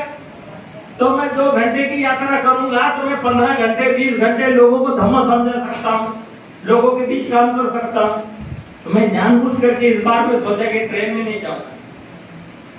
और 11 तारीख को मेरे को आने का बताया उनको, 11 तारीख आ रहा हूँ, 12 तारीख दीक्षा दूंगी, देने के बाद मैं यहाँ से चला जाऊंगा। हमारे मेघराज वानखेड़े साहब ने घर बनाया है नागपुर में, बेसा में, उनकी बहू कश्मीर की है, बेटा जो IT जॉब करता है। तो बेटा बहू ने उधर में नागपुर में जो घर बनाया है, तो वो 13 तारीख को उद्घाटन सुबह रखा हुआ है ना, मैंने 13 तारीख का कार्यक्रम रखा है। तो मेरे से बोला था बंदे जी आपको आना है, तो मैं बोला 12 तारीख को मैं तो यहाँ अहमदाबाद में हूँ, क्योंकि पिछले साल मैंने हाँ बोला। अब जिसको हाँ बोला तो ना बोलना बड़ा मुश्किल है, क्योंकि दूसरा बनते भी वहां पर उपस्थित होना चाहिए दीक्षा देने वाला। तो मैंने हाँ बोला, तो मैंने आने के लिए तय किया। तो मैंने बोला ऐसे करना, दिन भर में कार्यक्रम में व्यस्त रहूंगा, रात का टिकट बना देना तो मैं ट्रेन में सोते हुए सुबह आ जाऊंगा नागपुर में, आपका भी काम कर दूंगा। अब उन्होंने क्या किया, वो ट्रेन का टिकट नहीं बनाया, हवाई जहाज का टिकट बनाया, और वो भी कितना बजे का, सवेरे 5 बजे का। अब 5 बजे का हवाई जहाज पकड़ना है तो 2 घंटे पहले वहां उपस्थित रहना पड़ता, माने 3 बजे। माने मैं आराम करके हुए ट्रेन में जाने का सोच रहा था, अब रात भर जागना पड़ेगा मेरे को, तो रात भर जागना पड़ेगा, जाकर के वहां पे एयरपोर्ट पे बैठना पड़ेगा, तो मेरी रात तो गई, दिन भी गया। तो कभी कभी लोग स्वास्थ्य देखते हुए अच्छा करने को जाते हैं तो उल्टा हो जाता है। एयरपोर्ट में लेने आऊंगा ना मैं। अरे लेने आने की बात है, नींद जो है शरीर को चाहिए, आराम शरीर को चाहिए। आदमी का मन तो बहुत अच्छा है, लेकिन शरीर साथ दे तब ना, ये इंजन है, गाड़ी है, ये गाड़ी साथ नहीं देगी, पंचर होगी तो क्या करोगे। तो इसलिए ये जो बुद्ध गया का जो मामला चल रहा है, ये अब इसने 1 साल के अंदर बहुत हलन चलन पैदा कर दी। हलन चलन ऐसे पैदा हो चुकी है, उधर से बिहार से फोन कर रहे हैं। तो बुद्ध गया के महाबोधि विहार का क्या हुआ, ऐसे बहुत से लोग बोलते हैं। मैं जब भंते नहीं था तब वो आंदोलन में गया हुआ था, फिर भंते बना, पूरा जिंदगी आंदोलन में चला गया। भंते सोसाइटी को 2004 में माइनॉरिटी कमीशन में मेंबर बनाया, लाल बत्ती की गाड़ी मिली, 50,000 रुपए मिला, बंगला मिला, दिल्ली में वो सरकारी मेहमान बन के बैठे। आंदोलन धीरे धीरे ठंडा हुआ। अभी क्या हुआ, 2012 में एक बुरा आदमी शेरिंग वांगी भुटिया, दार्जिलिंग के पास में खरसंग बोल के जगह है, वहां के आदमी ने सुप्रीम कोर्ट में केस डाला। उसका बेटा एडिशनल पुलिस का कमिश्नर दिल्ली में था। 3, साढ़े 3, 4 लाख रुपया उसने अपने जेब से लगाए और सुप्रीम कोर्ट में मामला डाला, बुद्ध गया का महाबोधि विहार बौद्धों के हाथों में दो। तो क्या हुआ, वो कोर्ट का मामला जब शुरू हुआ तो हलन चलन पैदा हुई। कुछ लोग भंते सिविल सोसाइटी के पास कान में जाके बोले, अरे मामला सुप्रीम कोर्ट में चला गया है, वो दार्जिलिंग वाला आदमी उधर का, उसने कोर्ट में मामला डाला, सुप्रीम कोर्ट अगर न्याय देगी तो सारा श्रेय तो उसको चला जाएगा, फिर आपने इतने साल में इतना पैसा भोग करके आंदोलन किया, आपका तो नाम भी नहीं होगा। तो वो भी सुप्रीम कोर्ट में चले गए। एडवोकेट मुकुंद खैरे थे नागपुर के, वो भी सुप्रीम कोर्ट में गए। चंद्रबोधी पाटिल जो है भारतीय बौद्ध महासभा, वो भी सुप्रीम कोर्ट में गए। ऐसे 6-7 लोग सुप्रीम कोर्ट में गए, सुनवाई नहीं अभी तक, सुनवाई नहीं हुई अभी तक। पैसा वकील खाते रहे, ये होते रहा, चलते रहा। क्या हुआ, 2013 में बुद्ध गया में आरएसएस वालों ने क्या किया, बम फोड़े, उधर बम फोड़े, महाबोधि विहार में बम फोड़े। क्या के लिए, उनको महाबोधि विहार पे कब्जा करने के उद्देश्य से बम फोड़ के डर दिखा के पुलिस का भरना कर दिया। वहां पुलिस का भरना, सब पुलिस भर दिया। अब पुलिस क्या करते हैं, लेडीज पुलिस, जेंट्स पुलिस क्या करते हैं, महाबोधि विहार में तालाब है बहुत बड़ा, वो तालाब में बड़े बड़े मछली थी, अभी जाके देखेंगे कोई मछली नहीं, सब खा गए वो लोगों ने। बढ़िया लेडीज पुलिस, जेंट्स पुलिस उधर ही सोते, उधर ही खाते, उधर ही पीते, उधर ही बोतल वोतल फेंक देते। महाबोधि विहार के सारे परिसर में उनका अपना आजादी हो गई। बंदूक लेके घूमते हैं महाबोधि विहार परिसर में, जैसे कुछ वहां आतंकवादी आ रहे हैं। क्या किया, ये लोगों ने बम फोड़ करके बुद्धिस्ट के स्थान पे कब्जा किया और अंदर धीरे धीरे क्या कर रहे हो, बुद्ध की मूर्ति निकाल के और दूसरी मूर्तियां लगा रहे हैं। और भगवान बुद्ध के सामने में क्या किया है, वहां पहले एक चौखट थी ऐसी लकड़ी की, वहां एक पंडित होता है, घंटी बजाता है, वो चक्कू से ऐसे रोज चक्कू से खुरच खुरच करके वो क्या बोलता है, शिवलिंग हो गया। अभी शिवलिंग हो गया। ये भगवान बुद्ध को इसी को देखने से ज्ञान प्राप्त हो गया था। तो ऐसे अफवाह प्रचार करके किया। अभी बुद्ध पूर्णिमा पे बिहार का गवर्नर आया हुआ, एक आरएसएस का प्रचारक आग लेकर, वो क्या बोलता है, भगवान बुद्ध कृष्ण के अवतार थे, अभी तक तो बहुत से लोग विष्णु का अवतार बता रहे थे, अभी क्या बोलता है कृष्ण के अवतार थे। माने बुद्धिस्ट लोगों का स्थान, और कोई भी आता है उल्टा पुल्टा बोल के जाता है। अभी समझे ये बुद्ध विहार है। एक आदमी बदमाश आदमी कोई झोला बोरी में सामान लेके आएगा और यहाँ रख देगा, और एक दो दिन सोएगा और उसके बाद बोलेगा कि ये मेरा बुद्ध विहार हो गया। हो जाता क्या? हम क्या बोलेंगे? ये तेरी बोरी पकड़ कान के नीचे बजाएंगे, भागता के नहीं। बोरी रखने से 2 दिन रहने से ये मेरा हो गया बोल रहा है। अरे तथागत बुद्ध ने ज्ञान प्राप्त किया, वो स्थान को साक्षी रखते हुए महाराज अशोक ने उससे स्तूप बनाया, महाराज कनिष्ठ ने उसको तैयार किया। ये सारी इतनी बड़ी ऐतिहासिक विरासत है जहाँ पर यीशु मसीह आकर के वहां पे बुद्ध के स्थान पे रहा, धम्म सीख के गया, जहाँ पर सारे बड़े बड़े युआन चांग, फाइयान, इसिंग आए दर्शन करके गए। वो ऐतिहासिक स्थान, इस देश में प्रतिक्रांति हुई। प्रतिक्रांति में कुछ जो लोग आए उन्होंने बुद्ध धर्म के भिक्षुओं को मारा, काटा, बालू से भर दिया, और इसको देखने से पाप लगता है इसलिए नैना नदी से बालू डालते थे, बालू डाल के उसको ढाक दिया। पाप लगने से बोलता पाप से मुक्ति है तो उसको ढाक दो, ढाकते रहे। अंग्रेज लोग आए, बर्मा के राजा ने उसको निवेदन किया अंग्रेजों को, उसके खुदाई का काम शुरू किया। 1800 में अलेक्जेंडर कनिंघम लंका से आए, उन्होंने खोद के निकाला, सफाई किया, फिर उसका रिपेयरिंग का काम शुरू किया। उस समय तक के तो कोई लिंगम विंगम नहीं था वहां पे। बाद में जब ये झगड़ा खड़ा किया, महंत ने बोल गया कि अनागारी धम्मपाल लंका से आए थे, उन्होंने देख के बहुत दुखी हुए, बुद्ध की विरासत लेकिन कोई वारिस नहीं। जिंदगी अनागारी धर्मपाल ने दान दिया भारत में। 1891 में आए महाबोधि सोसाइटी ऑफ इंडिया नाम की संस्था स्थापित की। उस समय पढ़े लिखे विद्वान सारे ब्राह्मण थे, इसलिए सारे उसमें घुस गए, वो संस्था में घुस गए, महाबोधि सोसाइटी ऑफ इंडिया में। तो अनागारी धर्मपाल को निमंत्रण मिला वर्ल्ड रिलीजियस कॉन्फ्रेंस माने धार्मिक माने जागतिक धर्म संसद शिकागो में। तो अनागारी धर्मपाल लंका से गए, यहाँ से भारत से गांधी जी का परिवार था मुंबई में रहने वाला, उन्होंने स्वामी विवेकानंद को ले गए अपने साथ। नौजवान थे, 27-26 साल की उम्र थी दोनों की भी। तो वहां जाने के बाद क्या हुआ, उस सभा में स्वामी विवेकानंद को कोई निमंत्रण नहीं होने की वजह से कोई जगह नहीं, भाषण देने को कोई मौका नहीं। कोशिश किया उन्होंने, नहीं हुआ, तो उन्होंने वहां से तार भेजा शंकराचार्य को कि भाई मेरे को वो सभा में भाषण करने के लिए आप मेरे को प्रतिनिधि बोल के पत्र दो। तो शंकराचार्य ने लिख के भेजा, तुम कायस्थ हो, तुम शूद्र हो, ब्राह्मण धर्म का प्रवक्ता तुम नहीं बन सकते। बेचारे स्वामी जी बहुत दुखी हुए, अरे मैं शूद्र हूँ, कायस्थ हूँ, ब्राह्मण धर्म का प्रतिनिधित्व नहीं कर सकता, अब क्या करें। तो अनागारी धर्मपाल ने देखा, अरे भारत से बुद्ध के जमीन से आया वाला आदमी, हमको तो बुद्ध के स्थान को मुक्त कराना है, भारत में बहुत कुछ काम करना है, ये नहीं इसको बोलने को नहीं मिलेगा तो कैसे होगा। तो उन्होंने बोला आयोजन समिति से, देखो भाई ये बुद्ध के भूमि से आया हुआ है, बुद्ध के वहां से आया वाला है, और इसको जगह इनको तो भाषण देने को मौका मिलना चाहिए। तो बोले नहीं ऐसे नहीं होगा। अब ऐसे करो, मेरे को तुमने बुलाया है ना, मेरे भाषण में से 10 मिनट इसको दे दो। तो आयोजन कमेटी ने 10 मिनट क्या 5 मिनट दिया।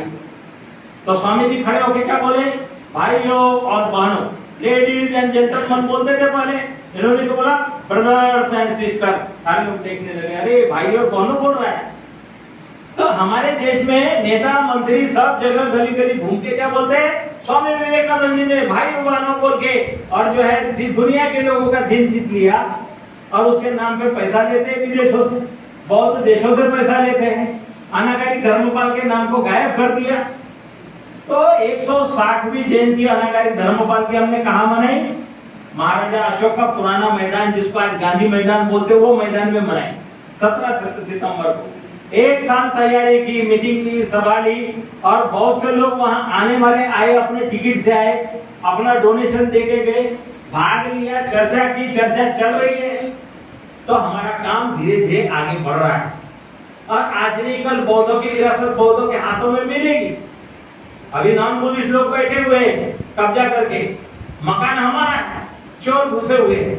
जब हम मकान अपना है बोल करके खड़े हो जाएंगे तो चोर अपने आप भाग जाएंगे, लेकिन ऐसे नहीं भागेंगे, हमको भगाना पड़ेगा, खड़े होके भगाना पड़ेगा। तो भगाने के लिए क्या करना पड़ेगा? आपको आना पड़ेगा, यहाँ से नहीं भगा सकते। ऐसे होम सारे सारे सूफू किया तो भागेगा क्या? नहीं भागेगा, वहां जाना पड़ेगा, वहां जाना पड़ेगा, बुद्ध गया में खड़ा होना पड़ेगा, आंदोलन में भाग लेना पड़ेगा। जब आप आओगे, खड़े हो जाओगे, सामने दिखाई दोगे, तब असर पड़ेगा। तो हम तैयार कर रहे हैं हमारे बिहार के भाई बहने जो गांव-गांव में हैं, अलग अलग जातियों में पड़े हुए, छोटे छोटे जातियों में पड़े, छोटे छोटे ग्रुप में पड़े हुए हैं। वो बेचारे पासवान का ग्रुप है, वो पासवान सोचते कि यही हमारी दुनिया है। उधर में रविदास के मानने वाले रविदासिया है, वो सोचते हैं कि यही हमारी दुनिया है। उधर में शाक्य, मौर्य, कुशवाहा, सैनी जो है वो सोचते हैं कि हम सम्राट अशोक के वारिस हैं, काबुल, कंधार, अफगानिस्तान तक हमारी विरासत थी, लेकिन जात से बाहर निकलने को तैयार नहीं। अरे भाई दिल बड़ा करो, छोटी मोटी जातियां खत्म करो, एक दूसरे की बेटा बेटी शादी ब्याह करो, एक नया समाज पैदा करो। बाबा साहब की 22 प्रतिज्ञा को अपनाओ और बाबा साहब का वोट अपने घर में भी लगाओ, क्योंकि बाबा साहब अगर नहीं होते तो सम्राट अशोक को कौन जानता, कौन ज्योतिबा फुले को जानता, कौन अन्ना भाऊ साठे को जानता। किसी महापुरुष की वजह से दूसरे महापुरुष को देखा कि लोग मानते हैं। गुरु रविदास को भी कौन मानता? बाबा साहब को मानते हैं, इसलिए वो लोग, कौन वाल्मीकि को मानता? ये सारी बाबा साहब की जयंती, बाबा साहब की महिमा को देखते हुए लोग अलग अलग अपना अपना एक महापुरुष जो था, हम कहते कि सारे महापुरुष एक जगह लेके आओ, क्योंकि सारे समानता की बात करते थे। सभी लोग बेगमपुरा की बात करते थे। बेगम माने जहाँ कोई गम ना हो, जहाँ कोई गम ना हो, ऐसे वाला एक समाज बनाना। तो बाबा साहब ने संविधान में तो बना दिया, सबको समान कर दिया। संविधान को मानने वाला समाज बाबा साहब ने बनाया, अब पालन करने की जरूरत है, इकट्ठा होने की जरूरत है, जात पात तोड़ने की जरूरत है। कौन तोड़ेगा? कोई नहीं तोड़ेगा, अपने से स्वयं तोड़ना पड़ेगा, तब टूटेगा। हमारे घर में कचरा पड़ा है, कोई आके झाड़ने वाला नहीं, हमको झाड़ना पड़ेगा। हमारे मन में बीमारी है, हमको निकालना पड़ेगा, कोई निकालने आने वाला नहीं है। इसलिए जात पात का कलंक हटाना है तो वो स्वयं से ही हटाना पड़ेगा, दूसरा कोई नहीं कर सकता। तो ऑल इंडिया बुद्धिस्ट फोरम ये संस्था जो है ये बंगाल की, कहाँ की है? बंगाल, पश्चिम बंगाल। तो पश्चिम बंगाल में दार्जिलिंग, कालीफॉर्म, सिलीगुड़ी उस क्षेत्र के जो बुद्धिस्ट लोग हैं वो अधिकतर दलाई लामा को मानने वाले हैं, मायन परंपरा वाले मानने वाले हैं। उनके पहनावे वगैरह दूसरी है, भाषा दूसरी है, लाखों की संख्या में है। सरकार के जानकारी में है कि ये सारे बुद्धिस्ट हैं।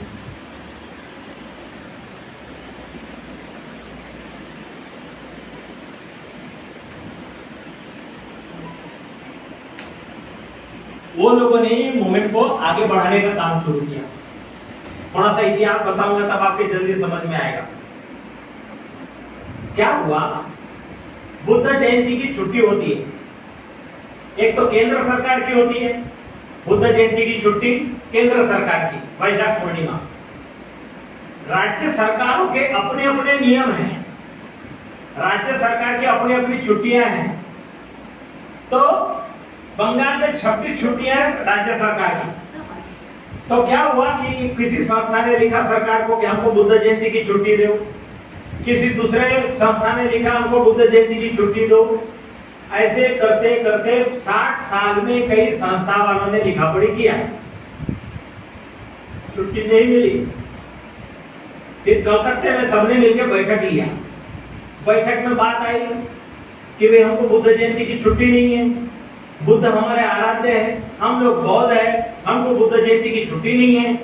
तो उन्होंने क्या किया? सरकार के पास गए, मुख्यमंत्री के पास गए कि हमको बुद्ध जयंती की छुट्टी दो। मुख्यमंत्री क्या बोलता है? अरे बंगाल में जितने पागल कुत्ते हैं उतने तो तुम्हारी संख्या भी नहीं है।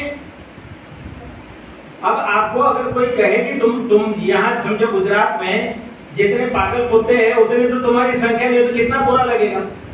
ऐसे उनको बहुत बुरा लगा कि हमारी तुलना पागल कुत्तों से कर रहे। उन्होंने फिर इकट्ठा होकर के सबने तय किया कि हम अकेले अकेले नहीं लड़ेंगे, हम सारे एक होकर लड़ेंगे। तो एक होने का तरीका क्या है? तुम्हारी संस्था तुम्हारा बैनर, तुम्हारी संस्था तुम्हारा बैनर, तुम्हारी संस्था तुम्हारा बैनर, सारी संस्थाओं का बैनर और संस्था का लेटर पैड पे वो लिखा सबने, मुख्यमंत्री के नाम सबने एक ही भाषा में लिखा। माने एक ही जो लिखावट थी, हिंदी हो, गुजरात हिंदी हो, अंग्रेजी हो या वोट हो, लेकिन एक ही संदेश था, मुख्यमंत्री हमको बुद्ध जयंती की छुट्टी चाहिए, उस नाम से बनाए। 430 मेमोरेंडम जमा किए, सारे लोग सिलीगुड़ी में इकट्ठा हुए, शांति यात्रा उन्होंने निकाली शहर में, अपनी संख्या भी दिखाई, निकालने से सारे सड़क जाम हो गए।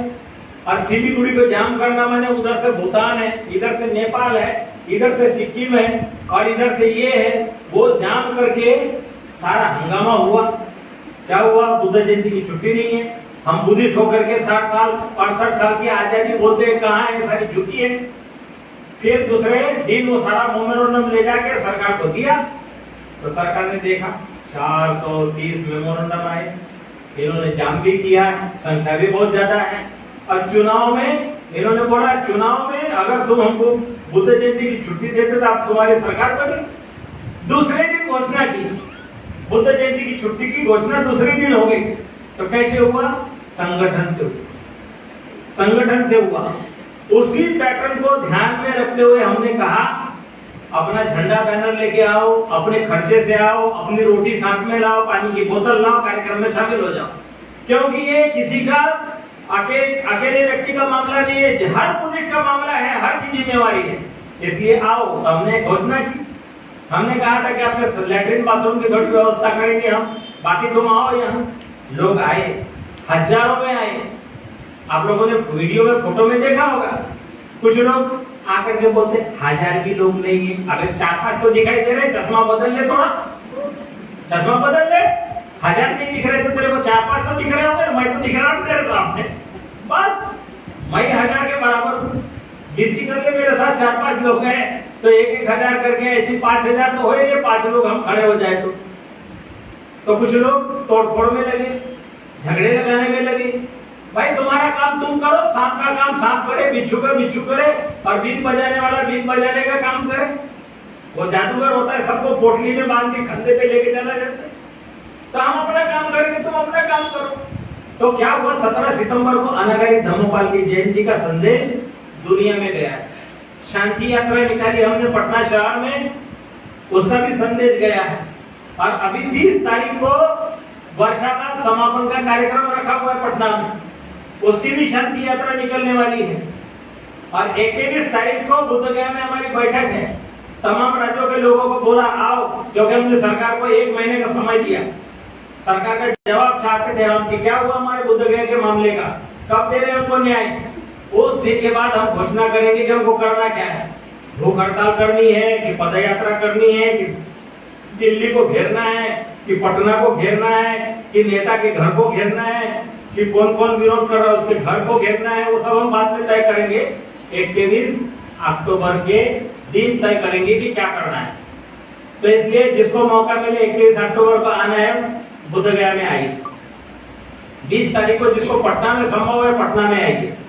हमने काम शुरू किया है, बिहार के लोग गांव-गांव में इकट्ठा हो रहे, निकल रहे, जात पात तोड़ो अभियान चालू करेंगे, जात पात खत्म करो और प्रबुद्ध भारत का जो बाबा साहब का जो मिशन था उसमें शामिल हो जाओ। जात पात की बीमारी खत्म करो, प्रबुद्ध राष्ट्र का निर्माण करो, आगे आओ और बौद्धों की विरासत बौद्धों के हाथों में लो। हमारे सारे पुराने खंडहर जिधर उधर जो है वो देख रहे, इंतजार कर रहे हैं, उनका देखभाल कौन करेगा? हमको ही करना है। हमारी विरासत है, चाहे वो गुजरात में हो, महाराष्ट्र में हो, बंगाल में कहीं भी हो, लेकिन सब लोगों का नाक कहाँ है? बुद्ध गया। जहाँ सिद्धार्थ गौतम बुद्ध बने वो स्थान कहाँ है? बुद्ध गया में। बुद्ध गया को मुक्त कराएंगे, बाकी सब मुक्त हो जाएगा। तो इसलिए बुद्ध गया के महाबोधि महाविहार के मुक्ति को लेकर के आज आप लोगों को इकट्ठा करके समझाने बताने के उद्देश्य से मैंने आप लोगों के बीच में जो खाना वाना खाया, आप लोग लेके आए बड़े प्यार से बना करके। तो लेके आने का मकसद ये था कि बाबा साहब के धम्म क्रांति को साक्षी रखना, बाबा साहब के धम्म क्रांति को याद करना, आगे हमको उसके लिए काम करना, उसके लिए एक दूसरे से जुड़ना, जुड़ करके इस मिशन को आगे बढ़ाना। तो ये इसमें में हमारा बचा हुआ जिंदगी का जो समय है अच्छे काम में लगाएंगे तो अच्छा होगा, नहीं तो बिस्तर पे तड़प तड़प के हाथ पांव घिस के मरने से अच्छा है कि चलते फिरते कुछ ना कुछ अच्छा काम करें। जब अच्छा काम करेंगे तो अच्छी दुआएं करने वाले लोग भी होंगे, तो ऐसे बीमार होकर पड़ने की जरूरत नहीं पड़ेगी। हमारी सारी जो है जीवन अच्छा होगा। मरना तो सभी को एक ना एक दिन, लेकिन अच्छा काम करते करते मरे तो बहुत अच्छा है? तो आज मैंने जो ऑल इंडिया बुद्धिस्ट फोरम यानी अखिल भारतीय बौद्ध मंच इसके बारे में बताया, तो उसकी मेंबरशिप लेने के बारे में हम अभियान चलाएंगे कि मेंबर किसको किसको बनना है वो बनो, किसको किसको उसमें शामिल होना है बनो। अभी वो काम करने वाले शुरू है, अकाउंट खोलने वाले हैं, वेबसाइट तैयार करने वाले हैं, वो सारा अभियान अभी लगने वाला है। पहले मेरे 2 ही हाथ थे, अब ढेर सारे साथ में लोग जुड़ रहे हैं, तो एक संदेश को फैलाने वाले बहुत लोग मिल रहे, अब वो सब काम आगे बढ़ेगा। तो मैं उसमें सलाहकार हूँ, सलाहकार। मेरा काम है सलाह देना, मानना नहीं मानना उनका काम करने वाले लोगों का मानना नहीं मानना उनका काम, मेरा काम सलाह देना। क्योंकि बुढ़ा आदमी कर क्या सकता है, बैठे बैठे सलाह देगा, रास्ता बताएगा और क्या करेंगे। तो आज जो है अपने अशोक धम्मदर्शी बुद्ध विहार के उपासक उपासिकाएं, कमेटी के तमाम पदाधिकारी, सभी लोगों को मैं बहुत बहुत साधुवाद देता हूँ और जो धम्म अशोक विजयादशमी है उसकी बधाई देता हूँ। बाबा साहब की धम्म क्रांति से आपका जय मंगल हो, कल्याण हो, आप हमेशा स्वस्थ रहे, सुखी रहे, एक दूसरे से मिलते रहे, जुड़ते रहे एक दूसरे से, और कभी कभी फोन करते रहे, तो बनते जी जिंदा है कि मर के पूछते रहे। तो इसलिए जुड़े रहेंगे तो अच्छा रहेगा, नहीं तो पता ही नहीं चलेगी गए थे उधर गायब हो गए हैं। तो इसलिए वो फोन पे हम रिकॉर्डिंग वगैरह करते हैं तो उससे एक दूसरे को देखने को भी मिलता है, बहुत से लोग देखते भी जानते भी। इसलिए आदमी को बड़ा मत बनाओ, आदमी को बड़ा मत बनाओ, संस्था को मजबूत बनाओ, मिशन को मजबूत बनाओ। नहीं तो एक किसी बंदे के पीछे जाओगे अंधे की तरह से, वो गिर गया गड्ढे में, तुम भी गिर जाओगे उसके पीछे गड्ढे में। इसलिए अपनी आंख खोल के चलना, किसी के भी पीछे जा रहा है तो अपनी आंख खोलते हुए देखना किधर ले जा रहा है, ठीक से ले जा रहा है कि नहीं ले जा रहा है। तो ये होश रखना। अभी तो बहुत से लोग घरों में रहते हैं, घर से बाहर निकलते समय चिवर पहन लेते हैं और उसके बाद फिर घर में वापस चले जाते हैं। ऐसे सब बुद्ध धम्म का क्या होगा मालूम? हर बस्ती में सभी लोग शर्ट पहनने के जगह चिवर पहनेंगे। फिर कौन श्रद्धा करेगा कि ये बनते हैं त्यागी है, कौन जानेगा। तो इसलिए जो भी बनते हैं अगर वो घर में रहता है उसको घर से बाहर निकालो, जाओ बुद्ध विहार में रहो, बुद्ध विहार में रहो, भत्ते के जैसे रहो, दारू वारू पीना बंद करो, बीड़ा सिगरेट खैनी तंबाकू खाना बंद करो, मेरा जहां मिले वही उसको टोका टाकी करो। अरे बुद्ध धम्म के तू कैसे बदनाम कर रहा है, लाज शर्म है कि नहीं है, ऐसे बोलोगे तो थोड़ा ये बदमाशी जो है कम हो जाएगी। बहुत लोगों ने ऐसे धंधा बना लिया है, जो कोई जाता है पावती लेके जाता है, पैसे निकालता है, पैसे निकालता है, पैसे निकालता है कि मैं बुद्ध विहार बना रहा हूँ, और बुद्ध विहार में जाके देखे तो वहां झाड़ू मारने वाला भी नहीं है। बना के क्या फायदा है, जब वहां झाड़ू मारने के लिए आदमी नहीं तो बना के क्या फायदा है। चोरों का धन क्यों तैयार कर रहे हो? अगर योग्य है तो तब बनाओ।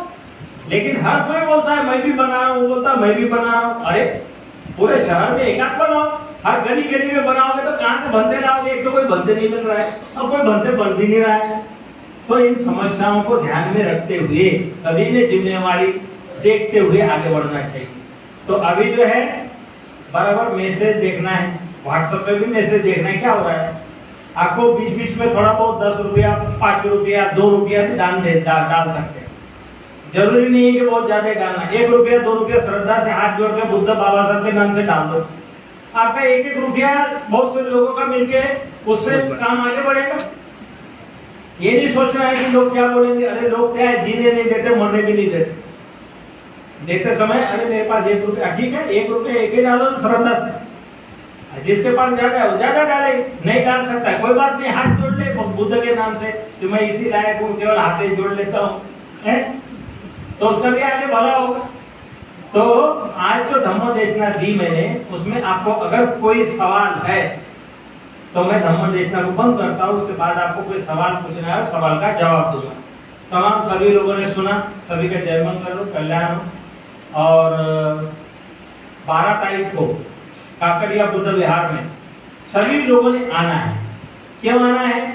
क्योंकि आप दीक्षित हो, बुद्धिस्ट हो। एक संदेश जाना चाहिए कि हम दीक्षित है, बुद्धिस्ट है, हमारी ड्यूटी है कि बुद्ध का कार्यक्रम हो रहा है, वहां हमने शामिल होना है। वहां ये नहीं बोलना है कि वो लोग अलग है, ये लोग है, हम सब है, एक है। ये बोल करके रहोगे तो सभी एक दूसरे का हाथ पकड़ के मजबूत समाज निर्माण होगा। और मेरा काम है सभी को एक मंच पे लाना, एक जगह लाना। इसलिए मैत्री भावना करो, अपने बिस्तर पे थोड़ा उठ करके मैत्री भावना करो, अपने घर परिवार वालों के प्रति करो, अपने प्रति करो, अपने हाथ पांव को हाथ लगा करके बोलो, भाई अरे मेरे पैर तो ठीक है, अभी और थोड़ा सा जिंदगी में दुख कष्ट कम होना चाहिए, मैं तेरी देखभाल करूंगा। ऐसे करोगे ना, ये भी ठीक होना शुरू हो जाएगी। इससे प्यार करो, और नहीं तो उसका इंसल्ट करोगे, ये मेरा पैर बहुत मेरे को परेशान करता है। तो सास को जैसे गाली देते ऐसे इसको गाली देंगे तो ये भी तुमको सताएगा, ये आपके हाथ पैर आपको सताएंगे। तो इसलिए दिशा बदलो, दशा बदलेगी। सोचने का, विचार करने का ढंग बदलो, जीवन बदल जाएगा। अरे भाई थोड़ा सा जिंदगी बचा है, अपने पैर को थोड़ा सा प्यार करेंगे सुबह शाम, और थोड़ा सा साथ दे दो, और थोड़ा बचा हुआ है ये साथ देंगे, ये हमारे पैर जो है अपना साथ देंगे। हमारा मन अच्छा होगा तो साथ ये भी देंगे। अगर मन गड़बड़ है तो ये भी साथ छोड़ देंगे, तो बेचारा ऐसे गिर जाएगा नीचे, तो कोई पानी भी देने वाला नहीं हो।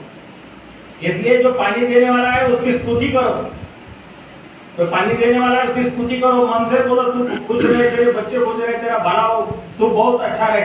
मन ही मन करोगे वो लेके आएगा, पानी लेके आएगा, दवा लेके आएगा, देखभाल करेगा। अरे ऐसी समाज बनता है। अच्छा करो, अच्छा सोचोगे तो अच्छा मिलेगा, बुरा सोचोगे तो तुम्हारे साथ में वही होगा जो तुम दूसरे के साथ करते हो। तो ये कुदरत का कानून है, नियम है।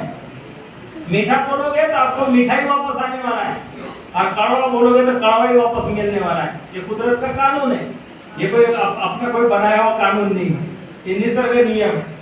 तो सभी का जय मंगल हो, सभी का कल्याण हो। भवतु सर्व मंगलं रक्षन्तु सर्व देवता सर्व बुद्धानुभावेन सदा सुखी भवन्तु ते, धम्मानुभावेन सदा सुखी भवन्तु ते, संघानुभावेन सदा सुखी भवन्तु ते। साधु साधु साधु।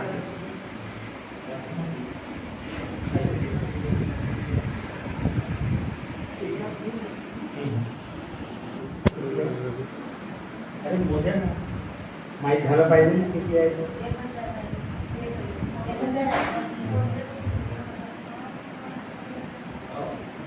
तो अभी जो है आप लोगों ने सुना, किसी को कोई सवाल हो, पूछना है गुरुजी तो बाकी है ना गुरुजी? अभी आपके बुद्ध विहार की चर्चा गुरुजी तुमको अलग राज्यों के लोग नहीं जानते, लेकिन हमारे जाने आने की वजह से सब एक दूसरे को जानना शुरू होता है कि भाई ये हम बुद्ध विहार में बंदे जी बैठे हैं, इस दिन में गए, तो लोगों को मालूम पड़ेगा कि गुजरात में अहमदाबाद में काकड़िया बुद्ध विहार है, उसके बाद अशोक धम्मदर्शी बुद्ध विहार है, और कहाँ कहाँ बुद्ध विहार है उसकी सबकी चर्चा होगी, जहाँ जहाँ ऐसे जुड़ते रहते एक दूसरे से।